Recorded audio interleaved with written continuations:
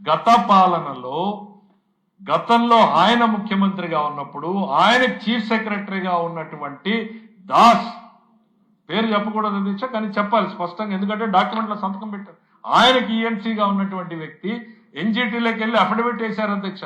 ఏమని వేశారు అధ్యక్ష? మేము ప్రాజెక్టు కట్టడం లేదు, కేవలం డిపిఆర్ ప్రిపేర్ చేస్తున్నాము. దిస్ ఇస్ ఆన్ రికార్డ్ అధ్యక్ష.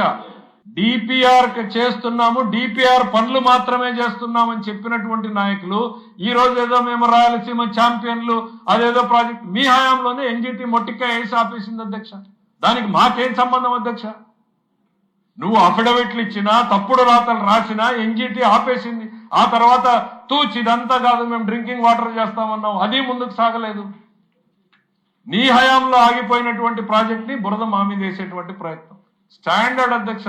బాబాయ్ హత్య దగ్గర నుంచి మొదలైంది ఈ రోజు వరకు బట్టగాల్చి చేసేది వాళ్ళు, మా మొహానేసి తుడుచుకోండి అనేటువంటిది అలవాటు అధ్యక్ష. రాయలసీమ ప్రాజెక్ట్ ఆగిపోయింది జగన్మోహన్ రెడ్డి గారి హయాంలోనే. దానికి కారణం 100% ఆనాటి ప్రభుత్వమే అనేటువంటిది ఈ సందర్భంగా గుర్తు చేస్తా ఉంది అధ్యక్ష.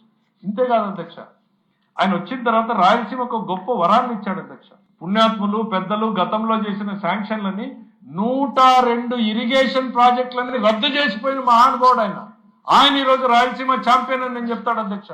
నేను ఈరోజు మా ఇరిగేషన్ మినిస్టర్ గారిని ఒక రిక్వెస్ట్ చేస్తాను అధ్యక్ష. రాయలసీమ ప్రాజెక్టులో ఏవి రద్దయినాయో ఒకరోజు ఈ సభ ద్వారా రాష్ట్ర ప్రజానీకానికి తెలియజెప్పే ప్రయత్నం చేసి ఆ లిస్టును మొత్తం కూడా ప్రజల ముందు పెట్టమంటాం అధ్యక్ష.